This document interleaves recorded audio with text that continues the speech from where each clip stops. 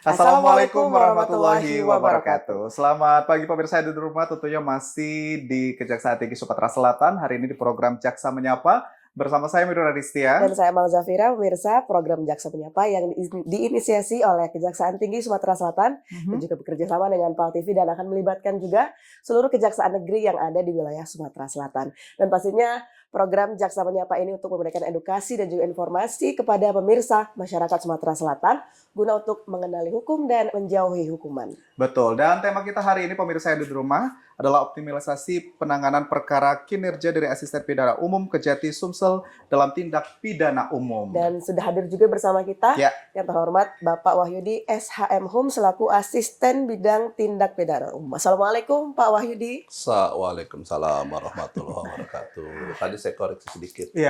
Asisten Tindak Pidana Umum itu nama pejabatnya. Jadi kalau struktur organisasinya asisten bidang gitu. Jadi, jadi struktur organisasi kita nih asisten bidang tindak pidana umum, ada bidangnya. Jadi jabatannya Aspidum ya Pak ya? Aspidum, asisten tindak pidana umum. Apa kabar Pak Wahyudi? Sehat? Alhamdulillah baik.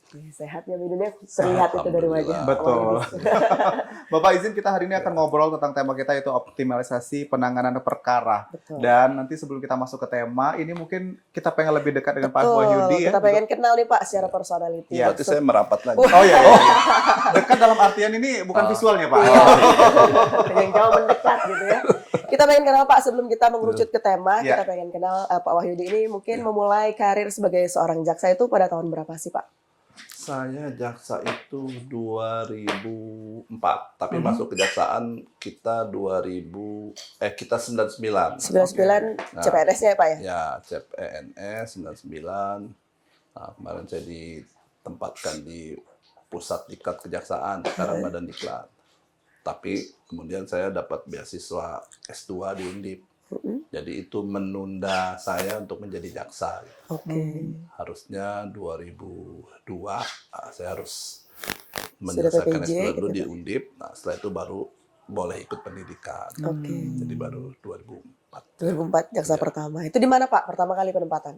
Penempatan di Pusdiklat Kejaksaan. Sekarang udah organisasi jadi berkembang, naik dia jadi eselon 1 Badan Diklat di Ragunan, Jakarta. Itu pertama kali ya Pak Pertama kali. Terus boleh diceritakan Pak historinya setelah itu sampai ke dengan Kejaksaan Tinggi Sumatera Selatan sendiri?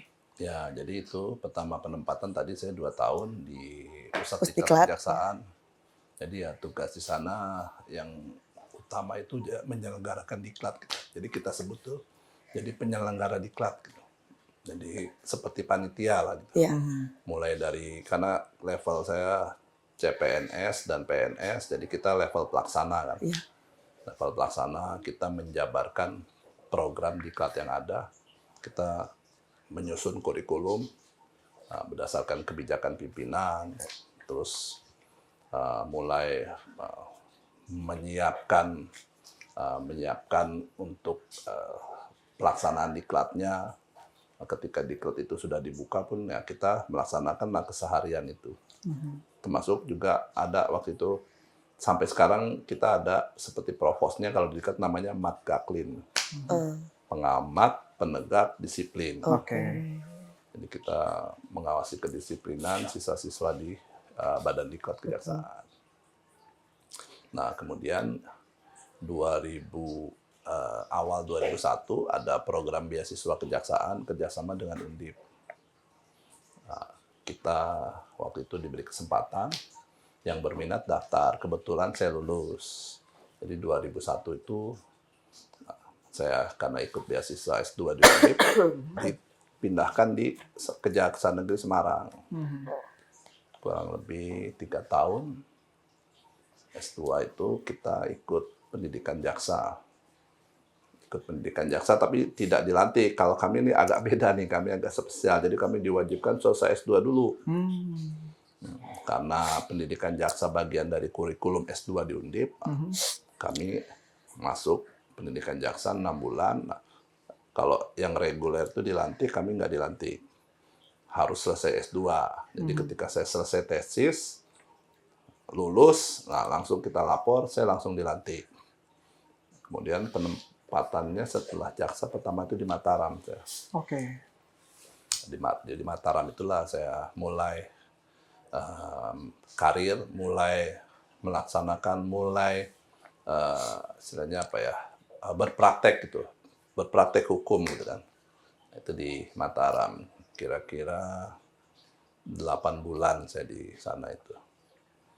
8 bulan di Mataram, kemudian saya ditempatkan di Sumbawa Besar. Sumbawa Besar itu ada jabatan kosong, kasubsi, penuntutan di seksi pidana umum. Iya, benar. Jadi karena levelnya itu Kejari, itu ada Kajari, di bawah Kajari itu Kasih, di bawah Kasih itu kasubsi. Jadi kasubsi penuntutan di Sumbawa itu 2 tahun saya. 2 tahun, kemudian 2007 saya pindah karena jenuh, biasa lingkungan kerja kan, di swasta juga gitu, kita wah bosen nih, itu aja nggak ada tantangan. Saya kemudian mengajukan pindah ke Gedung Bundar. Kalau orang luar taunya kejaksaan Gedung Bundar gitu, apapun itu, padahal banyak tuh bidangnya. Ada Jamintel, Jamwas, Jamdatun gitu. Tapi kalau orang yang awam, di mana kerja kejaksaan? Oh, Gedung Bundar ya. Itu ikonnya kan. Lalu saya pindah ke Gedung Bundar. Sana kan karena itu Jampitsus, tindak pidana khusus. Jadi kita terutama menangani perkara tipikor. Tipikor, selain tipikor juga, kalau tipikor kita punya kewenangan menyidik juga. Dan ya, seperti kita lihat juga kan banyak perkara-perkara besar sekarang. Selain tipikor ada perkara pajak dan perkara perikanan di Gedung Bundar. 4 tahun lama saya di Gedung Bundar itu sebagai jaksa fungsional. 4 tahun, waktu itu saya 3D, belum pernah menjabat eselon 4. Jadi waktu itu dipromosikanlah saya jadi Kasipitsus di Majalengka. Kasipitsus di Majalengka itu waktu itu 2011-2012. 2 tahun di sana, kemudian saya pindah ke Jamintel, waktu itu masuk ke Kejagung lagi. Masuk ke Kejagung waktu itu saya jadi Satgas. Satgas Intel. Sekarang ramai kan dipublikasi kalau tangkep buronan itu. Nah, itu. Jadi ya waktu itu jadi Satgas gitulah. Kerjaannya ya nggak pernah pakai seragam, tidur di mobil. Waktu penangkapan mantan Kabar Eskrim, Jenderal Susnoa itu begadang di mobil, kita ngintai ini kapan, kita ambil tuh kan. Di Dago itu dingin kan di dalam mobil tuh kan. Nah, jadi di Intel, tapi saya nggak lama itu, 1 tahun 3 bulan. 1 tahun 3 bulan saya promosi kemudian jadi koordinator di Kejaksaan Tinggi Kepri, Kepulauan Riau. Nah, koordinator itu dia jabatannya eselon 3, tapi dia tidak punya anak buah. Tidak punya anggaran, jadi dia mirip ya seperti staf ahli lah. Kerjaan utamanya itu mengkoordinir penanganan perkara. Jadi kita diberi tugas biasanya sebagai ketua tim atau koordinator penanganan perkara, atau membuat kajian untuk pimpinan. Jika ada permasalahan, kita diminta coba buat kajian gitu untuk kebijakan pimpinan. Eselon 3 itu jenjang, ya kita sebut batu lompatan lah, untuk jadi Kajari itu harus jadi koordinator atau KTU di Kejaksaan Tinggi. Nanti dia baru bisa jadi Kajari. Jadi di Provinsi Kejaksaan Tinggi Kepulauan Riau, di Tanjung Pinang itu saya 1 tahun 8 bulan. Setelah itu saya dipromosikan jadi Kajari Sampit. Kajari pertama ya Pak ya? Kajari pertama itu? Kajari pertama di Sampit. Kabupatennya Kota Waringin Timur, tapi ibu kota kabupatennya Sampit. Kalau orang dengar Sampit kan, waduh. Dulu kan peristiwa potong-potong kepala itu kan, kerusuhan itu di sana itu. Nah, jadi itulah Kajari pertama saya di sana. Nah, tapi alhamdulillah tidak ada kendala, tantangan, mulus semua berjalan. Nah, kemudian di sana cukup lama, saya 3,5 tahun. 3,5 tahun, kemudian saya pindah ke Kejaksaan Negeri Batang, Jawa Tengah. Kajari lagi Pak? Kajari lagi. Oke. Batang, Jawa Tengah itu sebentar, 8 bulan. 8 bulan di Batang, kemudian saya pindah jadi Kabak Sunprok Lapnil di Sekretariat Jaksa Agung Muda Bidang Pembinaan. Kepala Bagian Penyusunan Program Penilaian dan Pelaporan. Wajib ya. Sunprok Lapnil. Itu 1 tahun lah di situ. 1 tahun. Kalau di kementerian lain itu seperti sekjen. Gitu. Yeah. Nah, kalau kita kan di Jambin, Jaksa Agung Muda Bidang Pembinaan. Mirip-mirip sekjen, tapi kita pakai nama Jaksa Agung Muda karena ada tugas-tugas teknis yuridis yang menjadi tugas dan fungsi Jambin itu. Jadi tidak seperti sekjen. Karena ada biro hukum, kita kan bisa mewakili itu. Nah, itu saya 1 tahun. Kemudian saya promosi lagi jadi Kajari Pontianak di Kalimantan Barat. Kajari Pontianak saya 1 tahun 8 bulan. Nah, setelah 1 tahun 8 bulan, nah kemudian barulah masuk saya Palembang jadi asisten tindak pidana umum. Oke. Nah, sekarang sudah 2 tahun. Udah 2 2 tahun berarti tahun, udah ya. dari 2023 ya Pak? Dari Atau 2022? ya, akhir 2022 lah. Akhir Oh, 2022. Panjang sekali ya. Panjang perjalanan. ini. Panjang, 25 Sampai tahun. akhirnya sampai di Sumatera Selatan begitu Iya. ke Palembang ya Pak. Kita pengen tahu juga struktural Pak yang ada di bidang asisten tindak pidana umum. Ini kita di asisten bidang tindak pidana umum. Struktur organisasinya awalnya ada 4 kasih, sekarang tetap 4 kasih tapi beda nama. Oh, berubah nama. Iya, jadi awalnya ada kasih Oharda, kasih Napsa, kasih Kamlek Tibum TPUL, kasih tindak pidana terorisme dan perdagangan orang. Tindak pidana lintas negara, 4. Sekarang berubah, lebih mudah menyebutnya, agak susah pahamnya. Jadi kasih A, B, C, D. A, B, C, D. Gitu. Oke. Itu cuma perubahan nama, tapi ada berubah-berubah mengenai kewenangan untuk menangani tindak pidana sesuai dengan pasal-pasalnya. Gitu. Baik. Itu dia. Iya. Struktur organisasinya berarti memang Pak Aspidum ini langsung dibawahi oleh Pak Kajati dan Pak Wakajati ya Pak ya? Ya, oke. Jadi struktur organisasi seperti itu. Level pimpinan, Ya. Pak Kajati dan Pak Waka, Ya. level pimpinan. Nah, kemudian ada sekretarisnya Kajati itu Kabak TU. Oh. Nah, dia mengelola rumah tangga untuk kepentingan pimpinan, nah, seperti sekretaris. Kalau ada sekretaris negara seperti itulah. Kabak TU. Nah, itu ada asisten. Ada asisten lain. Ada asisten pembinaan, ada asisten intelijen. Nah, saya Aspidum, Aspidsus, Asdatun, Aswas, ada Aspidme. Oke. Saya Aspidum. Iya, betul. Di bawah Ada saya ada asistennya 4 mungkin kasih. ya. Betul. Ya. Tapi kita pengen tahu juga Pak, ini yang dikerjakan oleh Aspidum Bapak selaku sehari-hari itu seperti apa sih Pak? Dan komunikasi bersama dengan tadi ada kasih A, B, C dan juga D itu seperti apa? Ya, jadi kita kan perpanjangan tangan Kejaksaan RI Iya. di daerah. Ya, Kejaksaan RI itu kalau di pusat kan Kejaksaan Agung, nah, kalau di provinsi Kejaksaan Tinggi, di kabupaten atau kota ada Kejaksaan Negeri. Nah, sekarang kita di Kejaksaan Tinggi.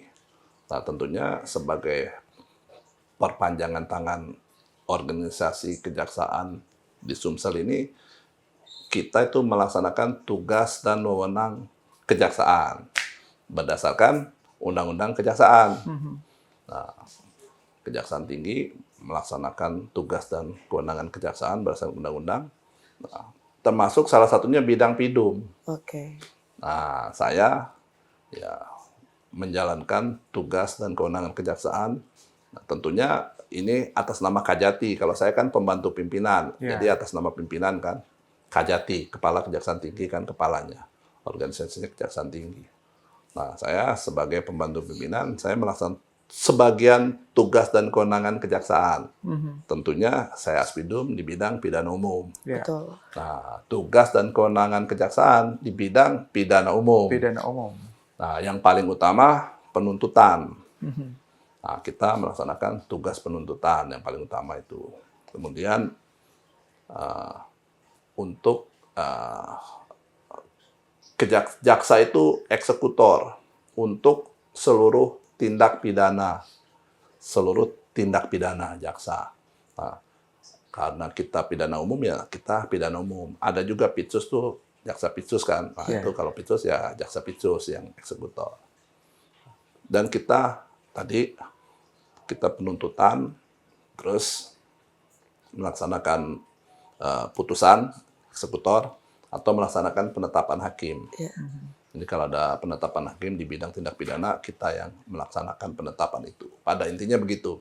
Tapi karena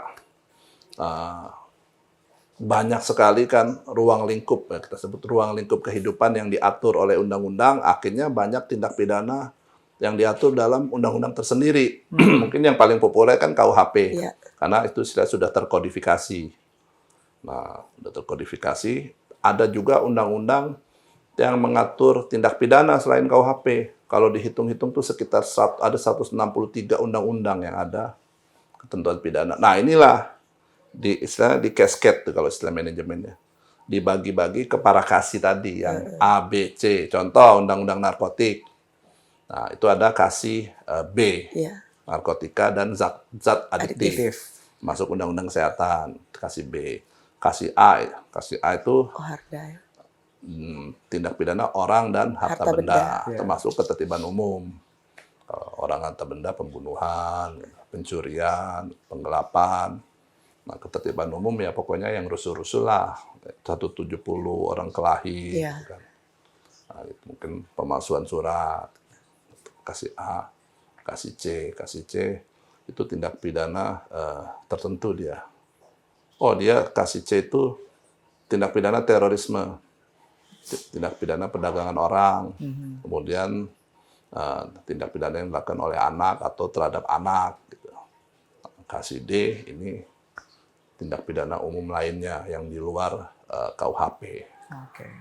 Ada sumber daya alam. Gitu. Seperti di sini kan Sumsel ini banyak tambang ilegal itu, minyak, bumi, kemudian batu bara.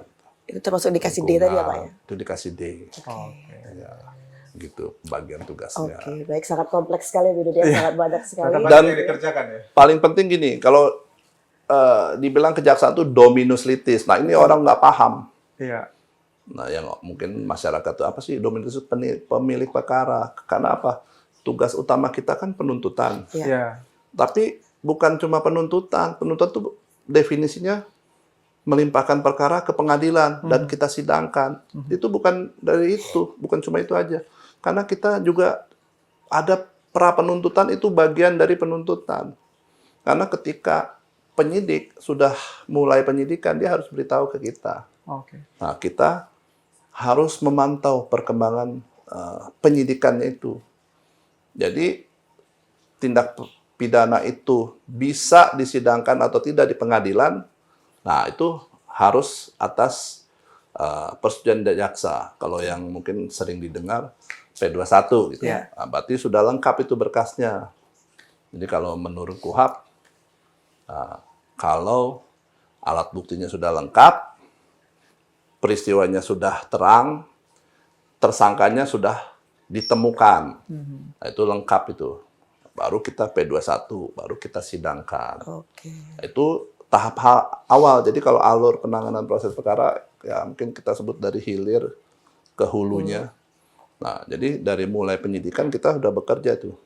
Nanti koordinasi dengan penyidik mungkin konsultasi atau datang ekspos. Kita beri petunjuk. Nah, kalau sudah lengkap, kita sidangkan. Di pengadilan kan kita sidang tuh. Nah, kita sidang, kita mencari kebenaran material bersama hakim, terdakwa, pengacara, saksi-saksi terbuka kan biasanya untuk umum. Nah, kita sidangkan, kalau sudah diputus kita yang eksekusi lagi. Eksekutor tadi ya Pak ya. Nah, apalagi kadang-kadang ya tidak semudah kita lihat di atas kertas. Karena kalau penanganan perkara kan dinamikanya, tantangannya kan beda-beda masing-masing perkara itu. Nah, ya namanya kriminal pasti kan dia mau berkelit kan. Nah, akhirnya kita kan berusaha, dia hilang, kita cari, kita kasih petunjuk, ini bagaimana pembuktiannya kurang. Sidang juga kan kita berdebat lah nanti. Nanti kadang-kadang pun mau dieksekusi ada kendala lagi gitu. Nah, mungkin itu ya sedikit. Baik, nanti kita sambung lagi Pak. Ya. Kita juga akan mengundang ya. Betul, kita Ya. akan lebih mengenal dekat ya Bapak Ibu dari kasih A, B dan juga C serta D tadi bagaimana tugas dan fungsinya. Betul, tapi setelah saat ini pemirsa tetaplah bersama kami di Jaksa Menyapa.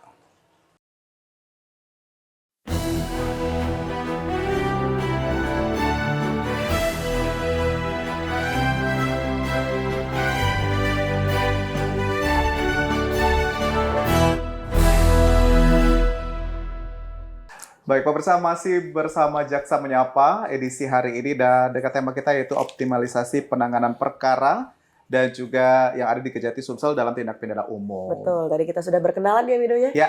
di segmen 1 dengan Pak Aspidumnya sendiri dan sekarang kita sudah bersama dengan dua narasumber baru. Ya. Ini ada Ibu Khori dari Kasih A dan juga ada Pak Dede dari Kasih B di bidang pidana umum Kejati Provinsi Sumatera Selatan.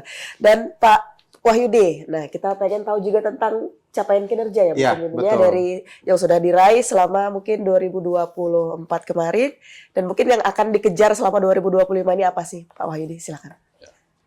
Jadi kalau capaian kinerja tadi seperti yang saya utarakan di awal pembicaraan kita itu kita tugas utama itu penuntutan. Ya. Nah, penuntutan, tapi itu juga ada peraturnya, artinya dimulai dari SPDP. Ya. Jadi tidak cuma parsial satu perkara kita lihat satu angka, tapi itu ada runtutannya dari hilir ke hulu gitu. Jadi angkanya fluktuatif. Karena kalau kita mengerjakan satu perkara, sebenarnya itu kita tidak kerja satu gitu. Tapi kita bisa kerja 5 tahap. Artinya ketika penyidik sudah mengirimkan SPDP, kita sudah mulai mengikuti perkembangan penyidikan. Jadi penyidik itu bisa konsultasi dengan kita, dia datang atau melalui telepon atau bisa gelar perkara gitu. Nah, jadi capaian kita ukur tadi dari SPDP, dari pengiriman berkas untuk kita teliti, kemudian dari penuntutan itu ada angka-angkanya gitu. Ya.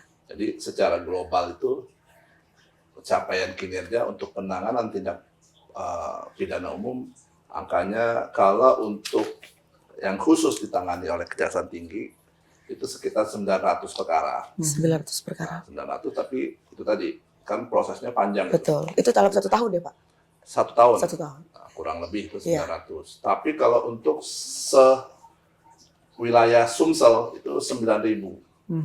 Jadi selain kita menangani perkara yang kita terima dari Polda, kita juga mengawasi Kejaksaan Negeri, 16 Kejaksaan Negeri di bawah kita. Betul. Jadi kalau perkara sekitar 900 tuh, fluktuatif. SPDP-nya 900, tapi kadang dari 900 SPDP yang dikirim tuh sekitar 870, 880 gitu-gitu tuh. Nanti yang kita teliti itu berkasnya, nanti kita sidangkan gitu. Habis kita sidangkan nanti kita eksekusi. Jadi secara global mungkin mudahnya 800, tapi sesumsel 9.000. Ini beban kerja kita tuh paling berat. Karena perkara pidum paling banyak. Nah, mungkin dibandingkan dengan ya mungkin tindak pidana khusus kan paling setahun cuma 27. Betul. Jadi kalau istilah jaksa, pidum ini seperti kantor pos. Nah, Banyaknya laporan ya Pak ya. Jadi berkas tuh muter, Mengalir gitu ya Pak. mengalir. Nah, biasanya ini sore ini udah bertumpuk-tumpuk tuh berkas itu yang masuk ke meja saya. Karena dari 4 seksi ini kan bekerja, mereka meneliti. Nah, saya Aspidum ini kan istilahnya meninjau kembali, terus memberikan approval kan. Iya. Nah, kalau di jenjangnya sudah dilewati dari jaksa ke kasih, ya tinggal ke saya, oh ya sudah. Saya decision maker-nya kan. Tindak lanjutnya ya Pak ya. Tindak lanjut. Nah, jadi itu kalau untuk capaian kinerja 9.000 satu provinsi ini. Tapi juga kita kemarin kalau dalam dokumen anggaran kita itu ada yang mungkin sangat populer sekarang kan kebijakan Jaksa Agung kita dituntut untuk bersikap humanis kan. Betul. sikap manis, mengedepankan hati nurani. Mungkin juga ada mungkin dalam sistem peradilan pidana itu ada keluhan penjara over capacity. Iya. Nah, jadi untuk tindak pidana yang memenuhi syarat tertentu yang sifatnya tidak terlalu berat, itu kita RJK. Jadi kita selesaikan dengan pendekatan keadilan Restoratif. Iya. Dalam dokumen anggaran kita itu tahun kemarin itu ada 43, tapi kita bisa selesaikan 83 perkara itu. Oke. Nah, mungkin kalau Mbak Amel, Mas Midun melihat kan di YouTube itu, kalau lihat penayangannya, jadi iba juga kita. Beberapa saudara-saudara kita itu yang ya terjerumus lah karena keadaan melakukan tindak pidana, padahal hidupnya ya sudah susah juga. Susah, betul Pak. Kalau kita proses, kita masukkan ke penjara, salah satu pidana pokok itu kan penjara. Kita masukkan ke penjara bukannya menyelesaikan masalah, bukan pegadaian, menyelesaikan masalah tanpa masalah. Kalau ini ada masalah lainnya lagi. Nambah masalah lagi. Nah, kita biasanya kan kepala keluarga itu kita masukkan. Betul. Nah, masalah pertama penjara penuh anggaran. Nah, masalah kedua tambah banyak karena akan merepotkan istrinya, anaknya, keluarganya, Pak RT-nya, siapa yang cari nafkah untuk keluarganya itu. Jadi malah menambah masalah. Jadi kebijakan Jaksa Agung itu menekankan penyelesaian perkara berdasarkan keadilan restoratif. Nah, termasuk yang sekarang juga ditegaskan kembali untuk penyalahgunaan narkotik. Jadi kalau memang masih level-level pemakai, dia tidak termasuk jaringan, udah kita rehab dia sembuh karena sifat narkotik kan adiktif. Kalau sudah kecanduan susah lepas. Iya.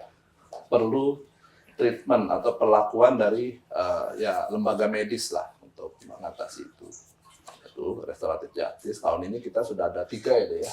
3 Pak. Nah, jadi itu, dan kemudian juga kebijakan Pak Kajati ini. Nah, ini di Pak Kajati itu kebijakannya di sini di Sumsel ini banyak kekerasan, tindak-tindak kekerasan yang mengakibatkan kematian, jadi pembunuhan. Yeah. Nah, itu kebijakan Pak Kajati. Ya sudah, kalau itu dihukum maksimal aja. Hukuman yang terberat kan hukuman mati. Yeah. Kalau dalam istilah Islam kan kisos. Nah, di kisos kebijakan Pak Kajati. Nah, ini tuh ada banyak juga nih yang sudah kita tuntut mati. Karena Pak Kajati nggak mau nyawa itu dianggap murah gitu. Betul. Karena kan orang suka-suka aja main tikam gara-gara masalah sepele, kadang nggak sebanding dengan nyawa yang hilang. Ini ada beberapa yang sudah kita tuntut mati. Dan dengan tahun-tahun sebelumnya, selain perkara pembunuhan,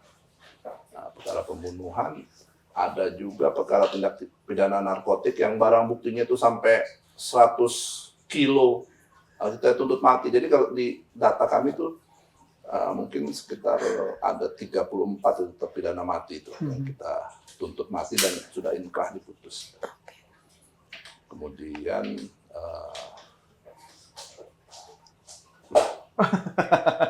jadi tadi sudah dijelaskan ya terkait dengan ruang lingkup lah. Betul. Begitu. Dan kita bergeser sedikit ke Ibu Bapak Hori. dan Ibu Kasih yang sudah hadir ya, dihadirkan oleh Pak Wahyudi hari ini karena Pak Wahyudi nggak mau sendirian hari ini ceritanya. Harus juga itu ada kasih A dan kasih B yang Betul. berbicara ya. Ini tadi sudah dijelaskan, kasih A dan juga kasih B ini adalah dari tindak pidana umum adalah kekerasan ya Bu, kalau di A nanti dan segala macamnya. Kalau di B itu adalah nafsah begitu. Nah, kalau untuk ukuran efektivitas dari penanganan perkara ini berdasarkan waktu atau hasil justru sebetulnya Bu. Mungkin dari Ibu lalu ke Pak Dede.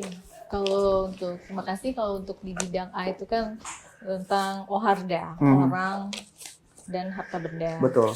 Nah, jadi untuk penanganan perkara, kebetulan saya juga baru di sini dan dalam waktu singkat itu saya lihat di sini banyak penanganan perkara terkait dengan pembunuhan, 351, 363, 362, itu macam-macam di sini. Jadi proses penanganan perkara itu sungguh banyak sekali kalau untuk di daerah di Kejati ini ya, Kejati Sumatera Selatan ini. Jadi selalu berganti-ganti perkara-perkara itu macam-macam aja, aneh-aneh aja gitu kan terkait itu. Terus terakhir itu banyak pembunuhan kayak pembunuhan berencana itu kan, jadi kita benar kata Pak Aspidum tadi tuntutnya mati karena memang ada perencananya, dan untuk pimpinan itu harus kisos juga, terus dibayar dengan mati juga. Baik, kalau ke Pak Dedes Dede, di silakan. KSB Pak, ini efektivitas penanganan perkaranya seperti apa? Waktukah atau hasilkah yang memang diharapkan sebetulnya? Ya, terima kasih. Kalau menangani perkara PIDUM ini kan sudah ada SOP-nya. Iya. Di Kejaksaan itu ada pedoman 24 tahun 2021 kalau nggak salah. Di situ mengatur standar operasional prosedur penanganan perkara tindak pidana umum. Di situ sudah dijelaskan bahwasanya ada mengasih petunjuk ke penyidik cukup sekali untuk tidak terjadinya bolak-balik perkara seperti itu. Nah, itu harus menerapkan pola-pola koordinasi dengan penyidik sehingga nanti perkara itu muaranya nanti bisa kita buktikan di persidangan seperti itu. Jadi secara waktu dan hasil juga harus Selaras sejalan, begitu ya. seperti itu. Jadi kita sudah ada SOP-nya, ya kita pegang SOP tersebut seperti itu. Dan penanganan perkara juga harus komprehensif dalam artian dari penerapan SPDP, pratut, tut, sampai dengan eksekusi gitu. Dan sampai ada yang kelewat, begitu juga eksekusi harus komprehensif juga, baik eksekusi kalau sudah ingkrah ya, terkait eksekusi pidana penjara, denda, maupun pidana-pidana yang lainnya juga seperti itu, atau barang buktinya seperti itu. Baik, berarti cepat belum tentu benar begitu ya Pak, lambat juga belum salah begitu ya. Gitu beriringan ya. Gitu. Betul, beriringan. Pemirsa di rumah, kita masih meninggalkan satu segmen lagi. Betul. Tentunya di Jaksa Menyapa episode kali ini dengan tema kita optimalisasi penanganan perkara kinerja Aspidum Kejati Sumsel. Jangan kemana-mana, tetap bersama kami di Jaksa Menyapa.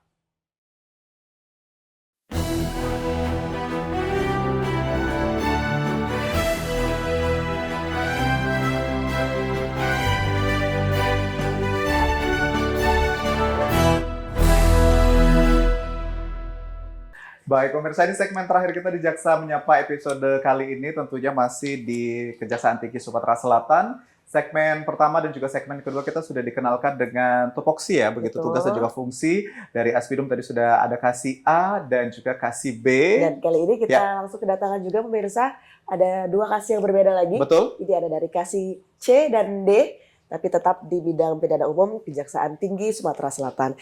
Ada yang pertama ini Bapak Imran yang paling ujung. Assalamualaikum Pak Imran. Waalaikumsalam warahmatullahi Apa kabar Pak? Alhamdulillah. Sehat. Kita sapa juga yang ada di sebelah Pak Imran ini, ada Pak, siapa Pak? Benny. Benny Pak, Wijaya. nggak kelihatan ya teman-teman. Saya sudah kenal duluan tadi. Oh ya? Iya, sudah ngopi di Oh bawah. iya. Sehat Mbak Benny? Alhamdulillah sehat. Alhamdulillah sehat. Jadi ini Pak Imran yang kasih C dan Pak Saya Benny kasih kasih D. D. Oke. Siap. Jadi kita pengen tahu juga nih Pak, tupoksi, tugas fungsi dari masing-masing fungsi dari Pak Imran selaku kasih C dan juga Pak Benny selaku kasih D. Silakan. Mungkin dari Pak kasih C dulu. Ya, kalau kasih C itu menangani tindak pidana teroris dan lintas negara Oke. tadinya. Sekarang ada tambahan untuk perkara anak, kekerasan seksual dan kekerasan dalam rumah tangga. Oke. Asusila ya Pak ya? Iya. Bisa dibilang. Oke. Oke. Kalau untuk dikasih D Pak? Baik, terima kasih. Kasih D itu tugasnya membantu pimpinan, khususnya di atas saya itu Aspidum ya, membantu pimpinan dalam menelaah, meneliti hasil penyidikan terkait perkara yang kita terima, khususnya pada sumber daya alam, Iya. ada migas, batu bara, ya kan, dan tindak pidana umum lainnya yang di luar KUHP. Semenjak menjadi kasih D yang dulunya kasih Kamnektibum dan TPUL, dulu beberapa pasal di KUHP itu masuk di kasih D. Setelah menjadi kasih D, yang khususnya KUHP itu sudah beralih menjadi kewenangan pada kasih A. Oke. Jadi ada perpindahan sedikit ya Pak ya? Ada perpindahan. Betul. Nah, kalau kita bicara tentang perkara yang ada di kasih D sendiri Pak, ini cukup tinggi kah di Sumatera Selatan atau justru gimana Pak? Untuk sekarang ini memang lagi marak penanganan perkara itu tambang ilegal, ya, ilegal batu bara, ya kan, tambang minyak, ya kan. Nah, sekarang ini banyak yang sudah dilakukan penuntutan di pengadilan, kita sudah bawa pengadilan, ya kan. Memang dari perkara-perkara migas ini kita yang paling banyak itu masih di pengangkutan, ya kan? Oh. Jadi pada pengangkutan minyak ilegal, minyak tiruan yang banyak yang dikirimkan ke kita yang untuk kita teruskan ke pengadilan. Oke, Jadi jadi memang pengangkutan. masih ada cukup tinggi ya untuk kasus Betul. tadi ya Pak. Kalau di daerah Sumsel di mana Pak? Di Mubakah atau di mana? Kalau Sumsel ini kalau untuk minyak rata-rata mubah. Masih di Mubah ya Pak ya. Rata-rata mubah. Kalau yang tambang batubara kalau di Tanjung Enim, Muara Enim itu Ya, ada juga. kalau tambang batubara, Muara Enim, perlintasannya nanti Batu Raja, nanti perlintasan untuk pengangkutan biasanya bawa Lampung. Oke, itu Baik. dia berarti. Itu tadi perkara dikasih D. Dikasih Nah, D. kita Nah, ke C kalau ke C sekarang. nih Pak, tadi Seperti apa Pak? Cik Amal sudah nanya ke Bu Kori. Ya. Kan awalnya itu anak itu ada dikasih A ya Pak ya. Ya. Nah kalau untuk sekarang di Sumatera Selatan tinggi nggak Pak Kalau kekerasan untuk- terhadap anak maupun wanita seperti itu? Ya, kalau untuk kekerasan terhadap anak, alhamdulillah tidak begitu tinggi, dan juga kadang-kadang perkara-perkara itu bisa di-RJ-kan. Oke. Sudah beberapa kali kita dari daerah juga melakukan RJ, alhamdulillah berhasil. Oke. Asal syaratnya tadi sudah dilengkapi Pak ya. Terpenuhi, Iya. betul. Betul. Kalau yang pelakunya anak mungkin ada juga Ya, Pak. itu biasanya di-RJ-kan oleh dari permintaan RJ dari daerah. Heeh. Kalau memenuhi syarat tadi Diversi. bisa diversi, bisa dilakukan RJ juga.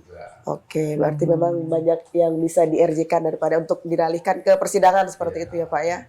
Oke, banyak sekali Midun berarti contoh-contoh kasus. Kalau contohnya Pak biasanya apa yang sering Bisa terjadi? ya. Biasanya kenakalan, biasanya berantem antara anak dan anak, akhirnya didamaikan. Karena mengingat anak juga kan masih sekolah, Iya. masih butuh pendidikan, dan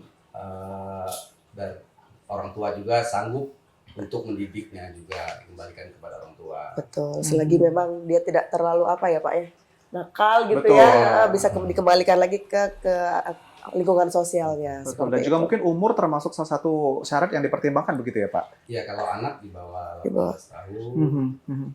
bisa dianggap sebagai anak. Iya, mungkin ada target Pak, Pak Imran, ada target nggak kira-kira yang bisa di-RJ-kan untuk 2025 ini?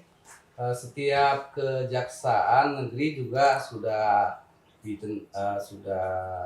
mempunyai target masing-masing. Ada yang 5, ada yang 3, nah, itu bervariasi Pak. Per bulannya ya Pak ya? Iya. Betul, karena juga diputuskan melalui vertikal seperti itu ya Pak ya, diputuskan oleh Ya, kebijakan pimpinan Iya, yang betul. makin banyak juga makin bagus. Itu juga sebagai kepercayaan masyarakat terhadap Betul. kejaksaan juga. betul. Baik, nah kita kembali ke Pak Aspidum nih Pak, terkait dengan tantangan utama dan juga mungkin capaian dari efektivitas kasus yang ada di Sumatera Selatan khususnya di tindak pidana umum seperti apa Pak? Silakan.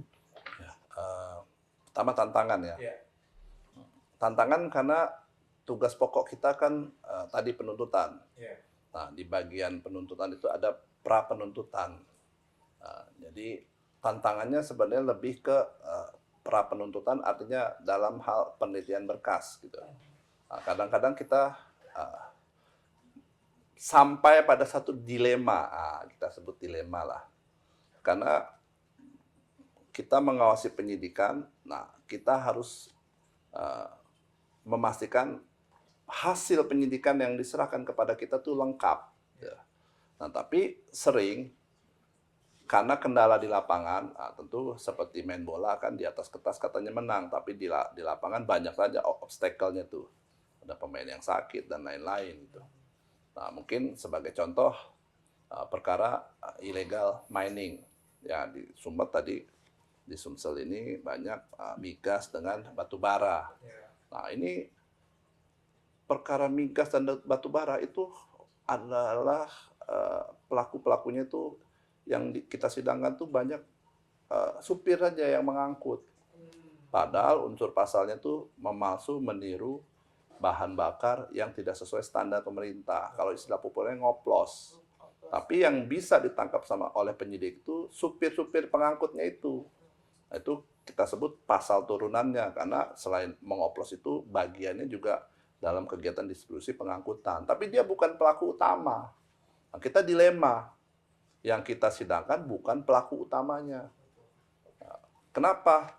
Nah, karena ketika ini lebih banyak saya lihat sih salah penanganan. Karena harusnya ketika itu banyak tertangkap tangan, harusnya diterapkan pasal 34 itu, atau tertangkap tangan itu langsung ke tempat pengoplosan minyak. Nah, ini banyak penyidik nih lalai nih. Dia tidak langsung melakukan penggeledahan di tempat lokasi pengoplosannya. Akhirnya berkasnya yang dimasukkan sudah telat, tapi biasanya kita kasih petunjuk geledah. Nah, tempatnya itu, karena di situ nanti akan ditemukan alat bukti untuk menemukan kan pelaku utamanya. Kendalanya di situ, banyak penyidik telat. Nah, akhirnya berkasnya yang kita sidangkan pelaku iya, bukan pelaku utama. Nah, itu. Jadi, kita dilema kalau, tapi pun penyidik sering juga menghadapi dilema. Jadi ketika mereka melakukan penggeledahan, katanya banyak perlawanan dari masyarakat atau dari oknum-oknum aparat lain. Jadi tidak tuntas pekerjaannya. Nah, kita dilema kalau kita paksakan berkasnya tidak bisa naik, nanti masa penahanan habis. Nah, akhirnya kita terpojok, wah ya sudahlah. Karena kita anggap penyidik sudah maksimal, akhirnya yang bisa kita sidangkan dan dihukum oleh pengadilan hanya supirnya, pengangkutnya. Pelaku utamanya lari, dia beroperasi lagi. Itu mungkin kendala ya, karena tadi kita kan dibatasi dengan kitab Undang-Undang Hukum Acara Pidana. Kalau kita tahan orang itu ada batas waktu masa penahanannya. Itu mungkin salah satu kendalanya di lapangan itu. Nah, kalau di kita sendiri ya tidak ada kendala. Karena kita sifatnya kan lebih ke persidangan dan penelitian berkas yang banyak tuh di lapangan oleh penyidik. Nah, kemudian tadi juga mungkin ada pertanyaan efektivitas. Nah, efektivitas dalam penanganan perkara oleh kita ini, oleh bidang tindak pidana umum, kita selalu mengacu kepada SOP yang ada. Nah, jadi supaya waktunya itu, karena di KUHP itu cepat, sederhana, biaya ringan. Nah, itu yang asas itu yang harus kita penuhi.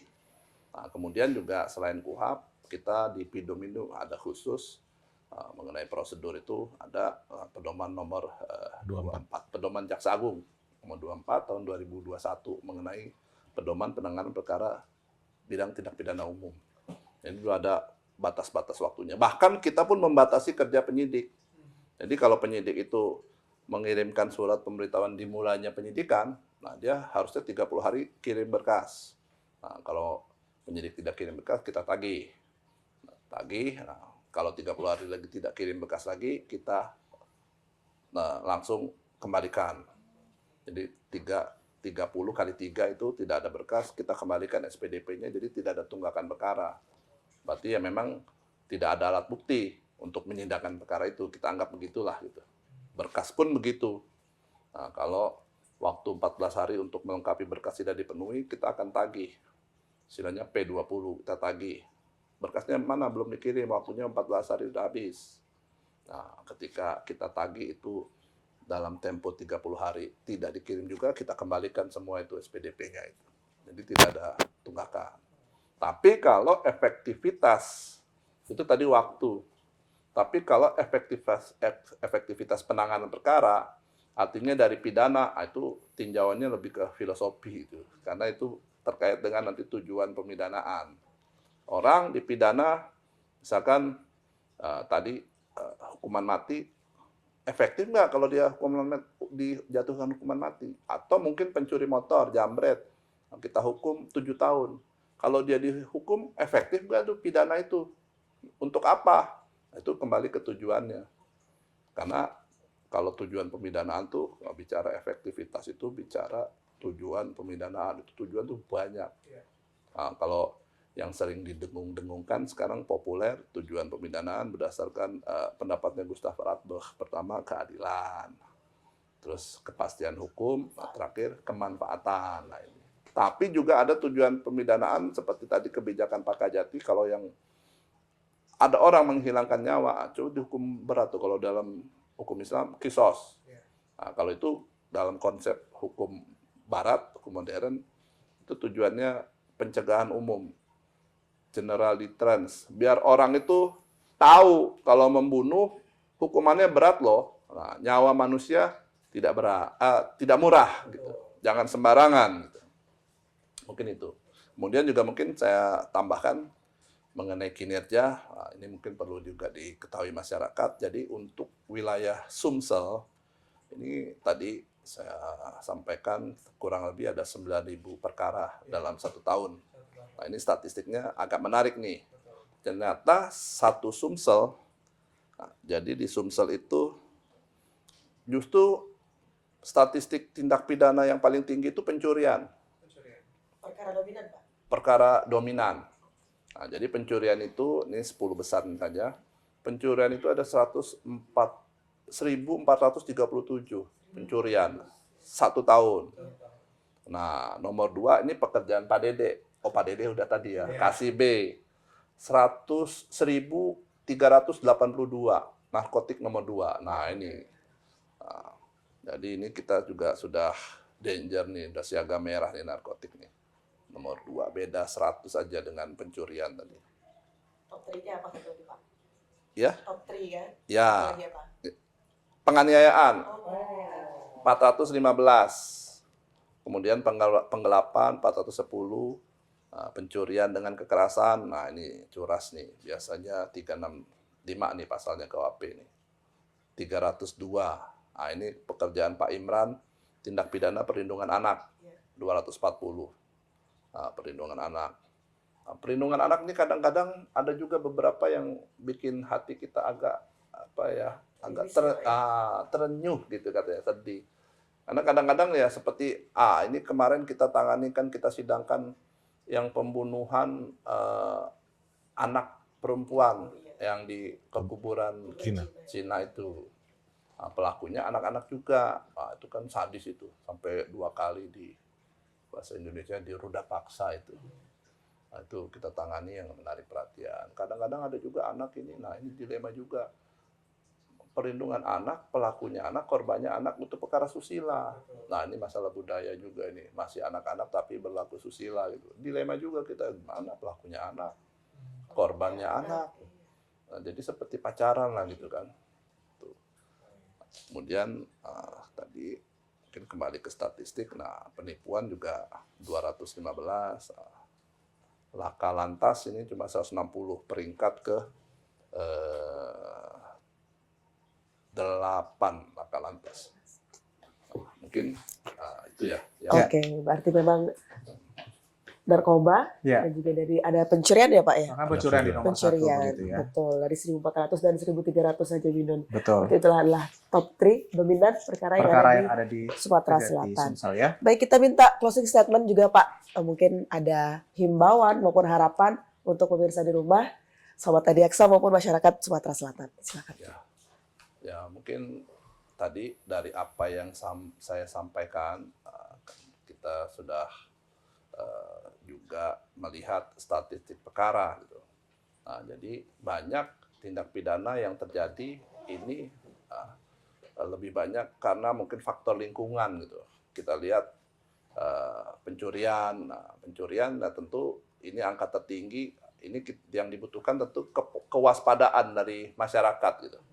Ini kerjasama dari masyarakat karena kita sudah memproses para pelaku itu. Kita sudah memproses para pelaku itu, tapi seperti teori ilmu kriminologi, kan kata Bang Napi kan, kita juga harus berupaya tidak memberi kesempatan gitu. Walaupun pelakunya sudah ada niat, tapi kalau kita waspada, kita jaga lingkungan kita masing-masing, itu mungkin bisa kita hindari. Kita paling tidak kita minimalisir lah angkanya. Karena itu kalau bicara efektivitas ya agak tinjauannya lebih luas gitu. Kita cuma bisa berusaha, semoga ini bisa jadi pencegahan umum, masyarakat melihat, nah seperti inilah pelaku yang melakukan tindak pidana akan dijatuhi pidana. Dan tentu kita juga berharap masyarakat mendukung kinerja kita, juga selalu memberikan kritik dan saran yang mendukung. Karena secara nasional Pak Jaksa Agung kan sudah memberikan sudah menggariskan kebijakan agar kita melaksanakan penuntutan dengan humanis, mengedepankan hati nurani. Mungkin itu yang dapat saya sampaikan. Baik, itu harapan dari Pak Wahyudi dan juga menjadi doa kita bersama ya. Memang Betul. akhirnya perkara juga di Sumatera Selatan semakin sedikit juga begitu. Betul, Amal. masyarakat juga dapat mengenali hukum dan menjauhi hukuman ya Pak ya. Betul. Asal tadi juga ditunggu juga kontribusinya begitu dari masyarakat untuk Kejati Sumsel ya. Betul. Pemirsa di rumah, itu dia Jaksa Menyapa edisi hari ini. Yang pasti terus saksikan Jaksa Menyapa hanya di PAL TV, memang punya kita. Herkato, aku Midun Radistia. Dan saya Amal Zafira pamit undur diri. Wassalamualaikum warahmatullahi wabarakatuh. Sampai Sampai jumpa. jumpa. Terima kasih Bapak. Sekali lagi.